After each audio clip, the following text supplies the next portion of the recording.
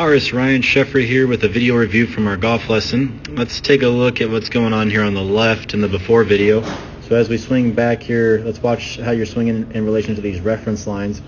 As we get up to the top of the swing, there's not really a whole lot that's going wrong in this part of the swing. There's a few things that we can maybe fine tune, but overall everything here overall is not bad.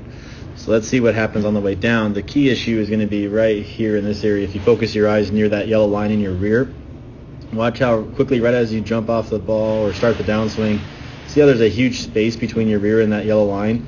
That is not a good thing. That's causing your hands to get closer to the golf ball, as you can see there where your hands are outside of that yellow line. You can see that here on the downswing, club swinging above the yellow swing plane there. So what we're referring to is how the shaft is over here. We don't want that to happen. We want that shaft to be more in this area right through here, coming right through the middle of that. So that's coming in steep, and the main reason that's happening is how we're initiating the downswing. It's not occurring where you're keeping your rear on that trail line there.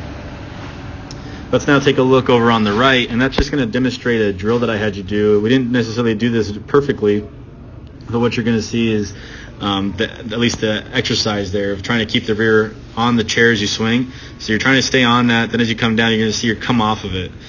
So we would want to do a little bit better job of when you're here, right when you get to the top, your sensation would almost be like trying to sit into the chair. You're trying to push your left cheek back on the chair. That would be your sensation for that drill.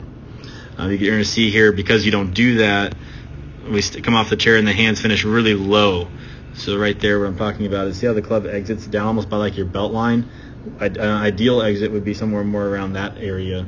So the club's finishing low and left because our path is coming that way and we're not staying in our posture. All right, Aris, so let's talk about what we did today. So very first thing that we were identifying in your setup was when you got into your setup, your hand position was kind of lower than you'd want. And when I checked that, I was actually able to slide a finger underneath the toe of the club. We want to get that to where it's more flush on the ground like that, where I can't slide my hand underneath it. So that was the whole reasoning behind trying to get this more downward in the setup. The next thing we talked about, we noticed that your forearms, from this angle, I'll show you this way, your forearms were getting your right hand on top of your left, so it looked almost like that. We're trying to get it to where the left is on top of the right. The sensation would be that this right arm is a little bit more softer and kind of like tucked into your side.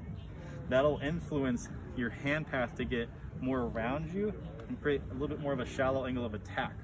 When we were watching the swing video today, we were seeing that you'd get here and you were still getting that little loop on the downswing, kind of swinging on a steep angle. So we're trying to influence, again, more of a shallower angle. The next thing, you'll see that there's a chair behind me. This was a really simple drill. This is about posture. So when we watch, and I'll talk about it in one of the videos I'll include today, when we watch your swing, we'll see you get to the top, and I'll see on the way down, you kind of get a little bit of this steepening, and then to correct that, you'll start to come out of posture to try to get the club to shallow out, and then you get in this kind of stuck position where you're out of your posture.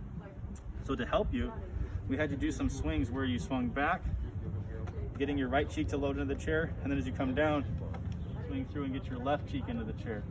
You'll notice as I'm doing this, I'm basically trying to push the chair back, keep the chair back as I come through. And that will help you in, you're staying in posture throughout the swing. The last thing to kind of continue working on, I would still definitely try to feel that you get this downward motion going on, and that'll help you when you come through to use the ground to push off and create that speed.